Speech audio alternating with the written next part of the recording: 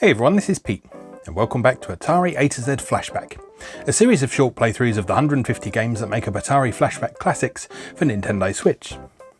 Today's game is Casino, which is a 1978 release for the Atari 2600, programmed by Bob Whitehead. Now, Whitehead also programmed the launch title Blackjack for the Atari 2600, which came out a year earlier in 1977, so this was a natural progression for him. And in fact, Casino could be seen as a natural sort of follow-up to Blackjack. So it also incorporates Blackjack, but in a slightly more advanced form. So it incorporates some more of the rules from the actual tabletop Casino version, such as hand splitting and insurance bets and that sort of thing. But then alongside Blackjack, it also incorporates stud poker for up to 4 players against a computer-controlled dealer, and a puzzle-style poker solitaire game, which is rather fun, actually. So the Blackjack game itself also supports up to 4 players, but you can only play with 4 players if you're playing the mode with no hand splitting. Otherwise it's just two players with the opportunity to split your hand if you meet the conditions to do that. But obviously that's all based on luck again and everything. So yeah, that's what Casino is all about. Let's go play it. Okay, here we are once again with Atari Flashback Classics. Today we're taking a look at Casino, for the video computer system game program for video games, including Blackjack, Stud Poker, Poker Solitaire, for between 1 and 4 players, using paddle controllers. Now, as always, we'll take a moment to have a look through the instruction manual. So, several different games you can play in this one. There's Blackjack, which is quite similar to the version of Blackjack we've already seen, with a couple of additional features. So you can now do things like splitting your hand, and it features the insurance mechanic as well. So if the dealer shows a face-up ace and a face-down card, which is a risk of them getting a blackjack and winning automatically, you can take insurance by paying half your bet, and basically you get double that back if the dealer does have blackjack.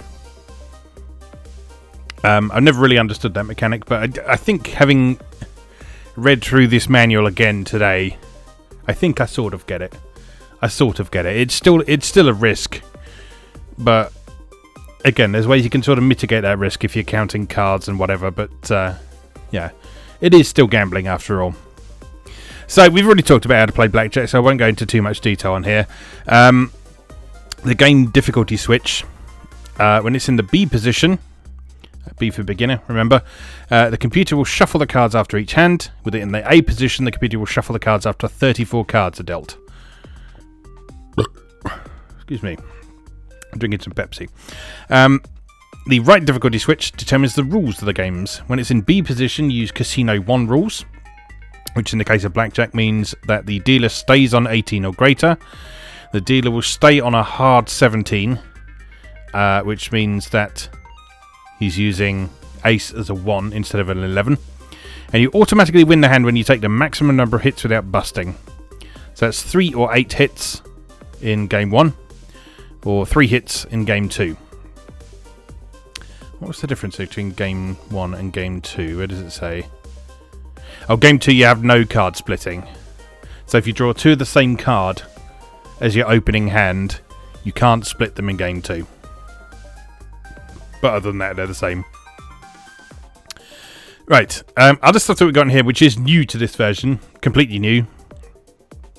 We've got Stud Poker, which is for 1 to 4 players. And again, you compete against the dealer rather than each other.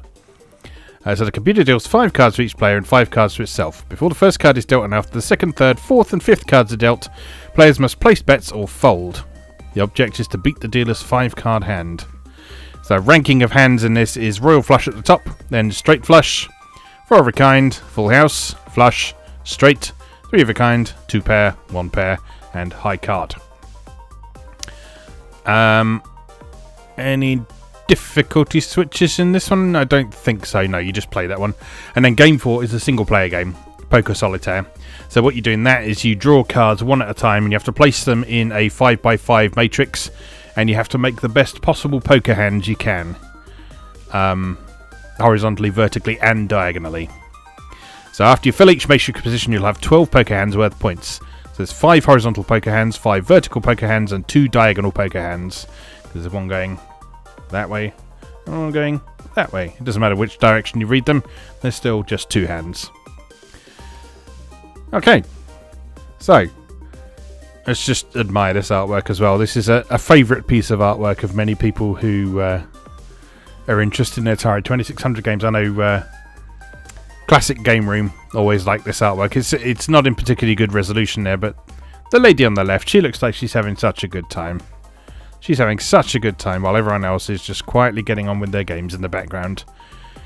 And she's there in the foreground, pissed off her face, just flinging chips and cards at the viewer.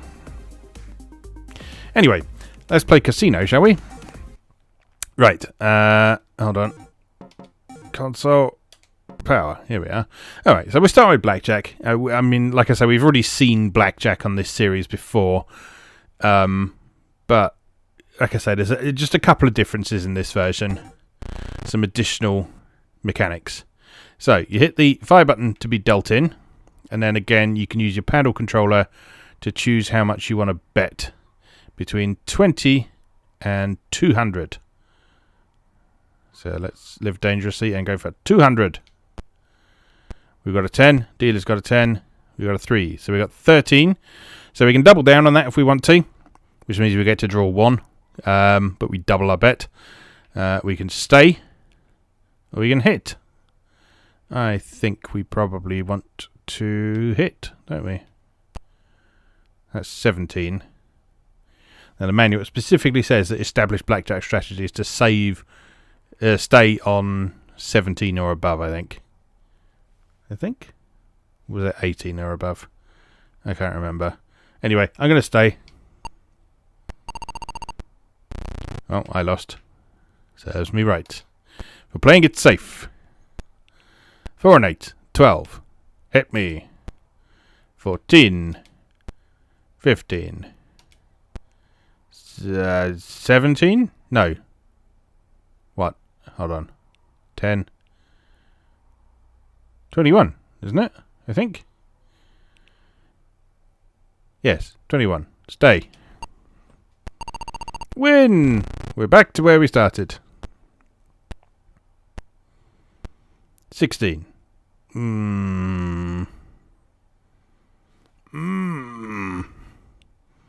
Double down. Oh, lovely.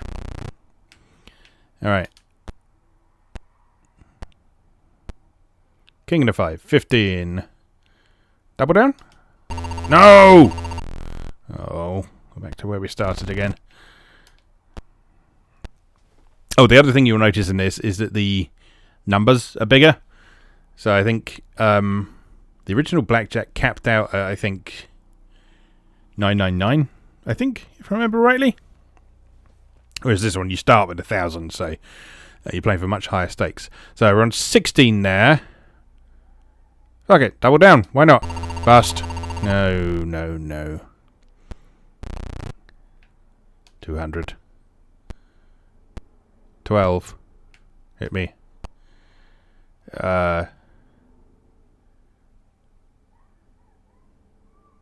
21, isn't it? Win.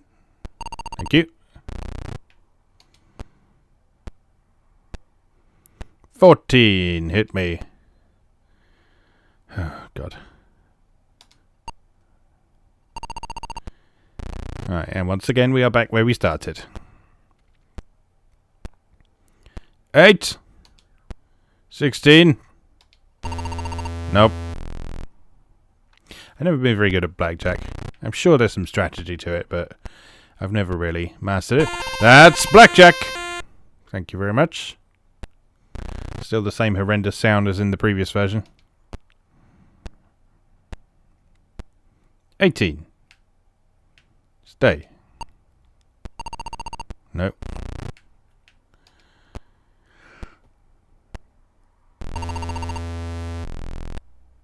Oh, you prick.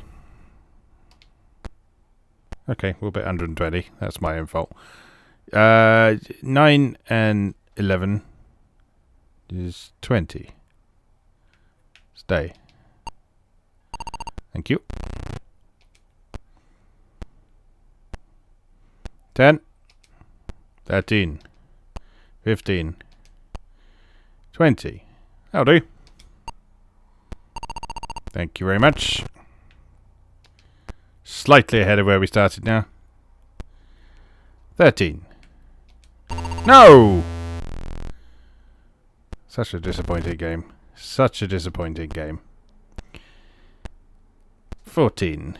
Oh no. It's all going wrong again.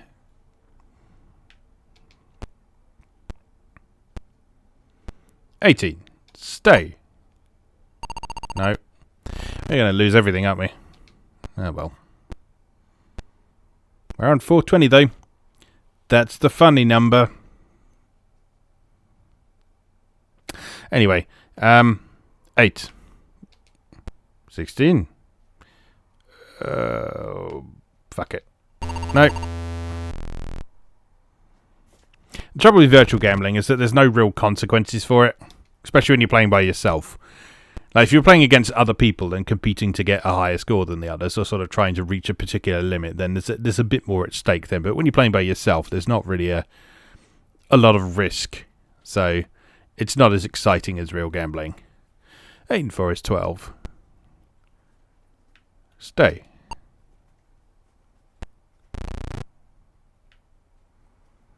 Oh yeah, there's the push rules in this as well. 18, stay, and a win. Yeah, so if you get the same thing, I forget exactly what the rule is for that. Let me just check that in the manual. Where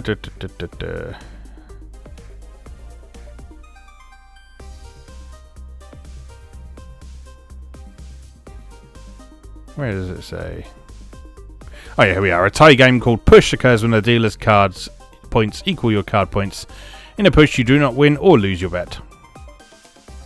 So you basically just play again. Where are we? 3 and 9. 12. Hit me.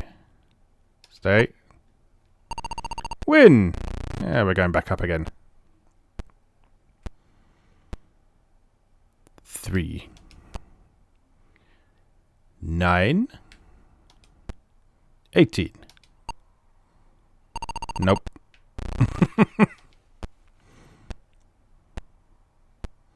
12. 14. Oh.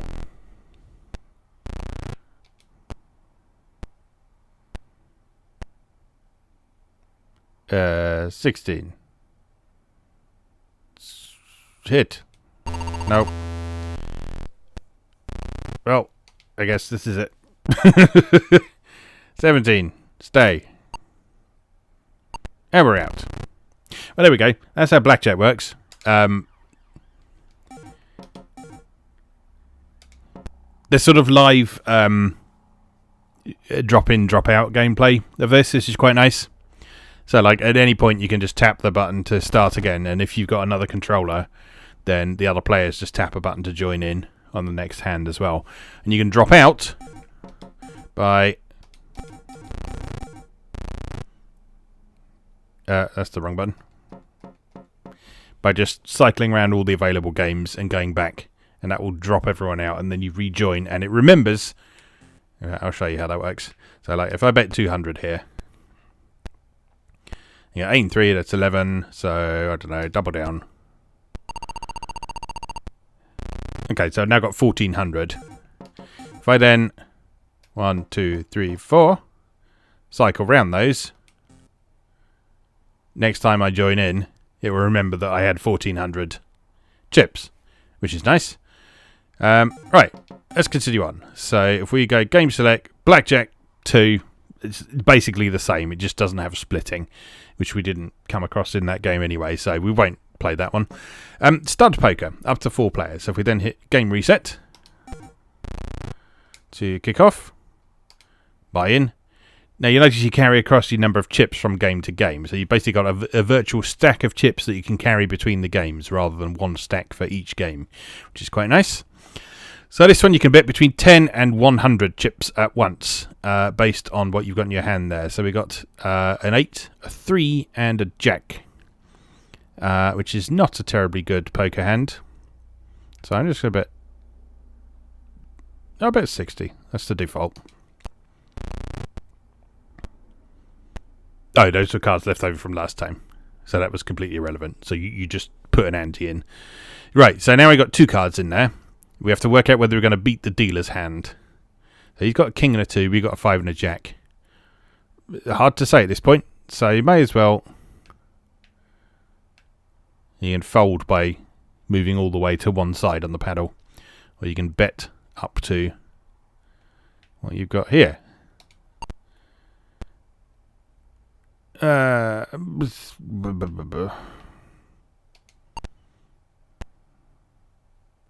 I'm going to go ahead and assume that the dealer doesn't fold at any point, because that's a load of crap. Start again. Alright, 100. 8 and an ace. I don't know. 200.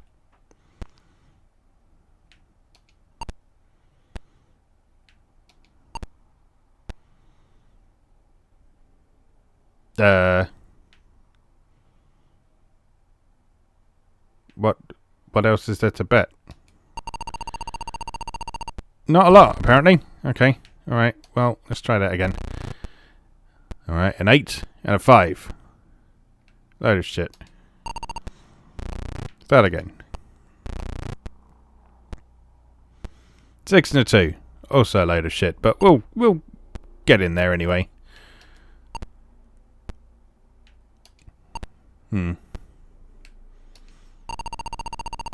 No. It's not going well for us.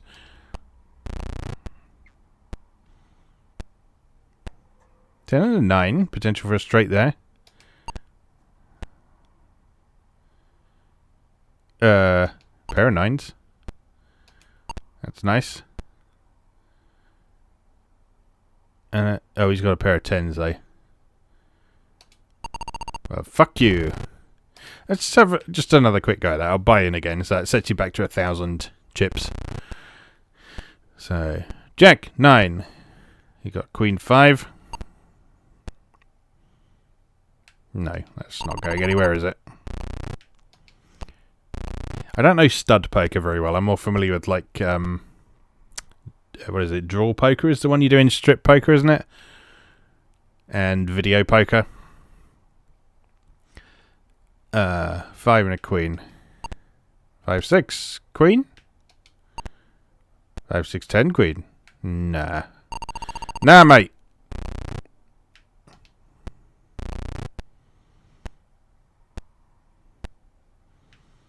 Trying nothing but absolute garbage. Oh, pair of 9s. And remember, you just have to beat the dealer. He doesn't have anything. There we go. Back to the start again.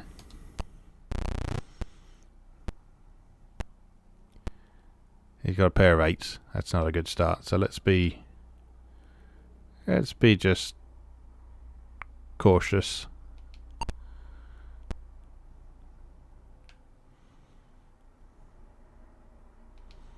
So you have to raise by at least 10 each time, assuming you've got the chips for it.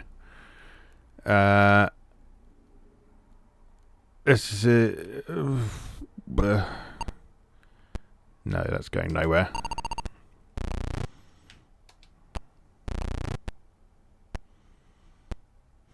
Ace and 7, 6 and 8. Everything to play for at this point. We got a pair of aces and a pair of 8s between us. That's nice. Oh, pair of 7s. Oh, he's got a pair of 8s, though. Fucker. Yeah. Fuck you. Play again. Again, I feel this would probably be more fun with more people. 8 and a 7. No. No. No. Load of crap. Load of crap, mate. All in. With my mighty 70. Yeah, nothing there, is there? Absolutely nothing. And we're out. Okay, anyway, that is stud poker and how that works. And again, you can play that with up to 4 people, I think. Right. Bring back my console. And then finally, we have Poker Solitaire, which you play like this. Ooh, this is an awkward control scheme. Because, yeah, remember that this game is using a paddle. I don't know if you can see that flickering cursor with the video capture, but anyway, you'll see the cards appear. So, we've got a 7 at the minute, and we've got a 5x5 grid to put these on, and we have to rotate the paddle in order to choose where we're going to put them. So it's not just pushing a direction on a joystick. It is rotating a paddle until you get where you want them to be. And it doesn't seem to be terribly logical how that works either. Alright, 7. Let's put that. I'm going to put that 1, 2, 3 in the middle of the top row. Jack can go there. King can go there. 5 can go over here. King can go here. 6, you can go there. Oh, that's not going to work, is it? Out of 10 here. Trouble is with this, you're not going to use all of the cards in the deck, are you? So you can't guarantee you're ever going to get what you want. So, all right, well, let's pop that one there. We can maybe get a 2 pair in that side over there. Maybe a 9 here.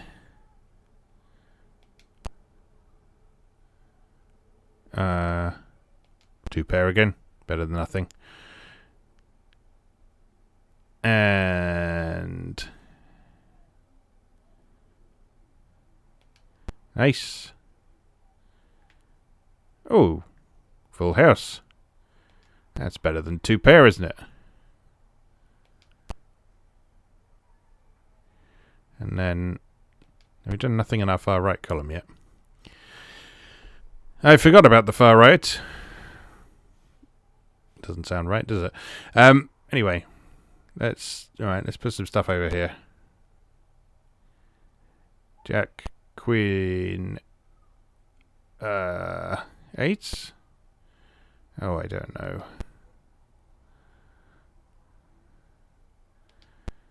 There a 7. A pair of 4s across the bottom there. This is quite an interesting game, actually. Interesting little puzzle to figure out. But like I say, there's a certain amount of luck in it, since you're not using the whole deck of cards. You're only using 25 of them. So another go at that. Actually quite enjoyed that. So presumably we have to reset that to carry on. Alright, let's try again. So we got 200 last time. Alright, let's start with... Let's stick 9 right in the middle and see what happens there. We've got another 9 there. So we'll get that into its own thing. 5. Not really anything to do with 9, so we'll put that in a different column. We'll put that... This is really awkward to control. We'll put that there. Another 5. Yeah, we'll build up a set of 5s.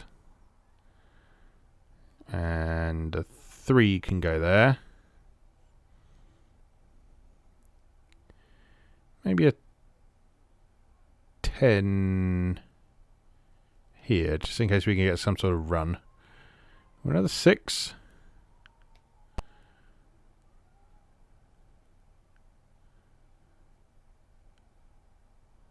A 7 over there.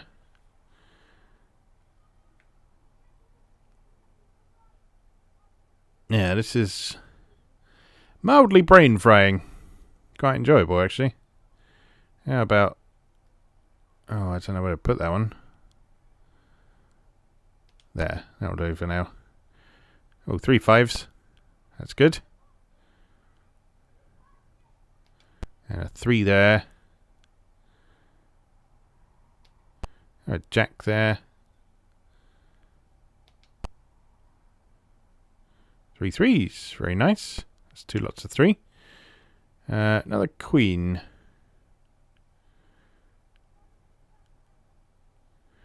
I'll try and get us straight in that top row. So let's put the other queen in the middle column.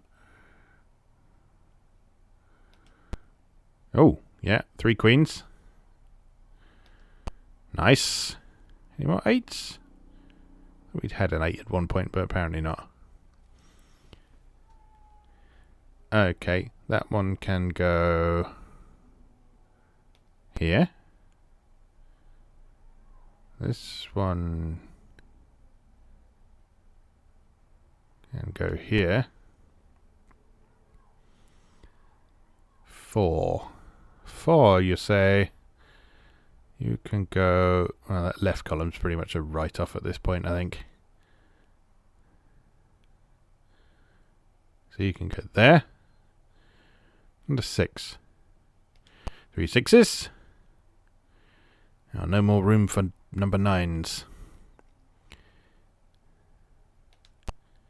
Oh, a 7. Oh, no, can't put that there. There we go. Another 9. You could do with a 10, really. But you just know that's not going to happen. That's a better score. 400 instead of 200. Not bad. I'll take that. Anyway, that's Casino for Atari 2600. It's still a relatively limited game, but in terms of sort of adaptations of these games, it's perfectly solid, and the sort of the multiplayer angle keeps things interesting. And Poker Solitaire is an interesting puzzle that I don't recall actually sort of really seeing before. And so that's a nice bonus for the single player. Whereas the other stuff probably works a bit better if you're playing with friends. Or perhaps even sort of using it as a means to facilitate actual gambling. If you all sort of actually buy in with some real money. And then use the chips on the computer to sort of determine who wins and that sort of thing. I mean, there's all sorts of ways you can use this. And you have to remember that when 2600 games were current, a lot of the fun came from sort of playing them in some sort of context. So sort of you were playing them as part of some other activity that you were doing. So like you might well be playing them for money or as a family activity or something like that. You had part of the fun of these games came from the additional context that you brought to them, as well as the stuff that was going on the screen. And I think this is a good example of a game where if you're in the right sort of social context, it could be really fun. Whereas if you play it by yourself, it's a little bit dry, but perfectly serviceable. Alright, we'll leave that there for now. As always, thank you very much for watching, and I'll see you again next time.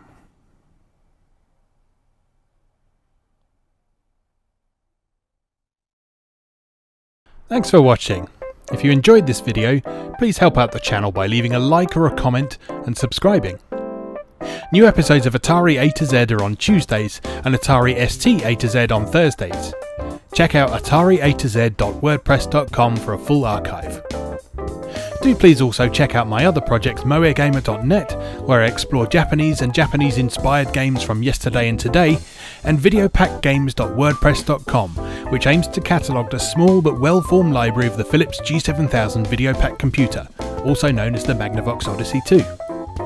You can also support my work on Patreon or buy me a coffee. You can find links to do both down in the video description. Thanks again, and I'll see you next time.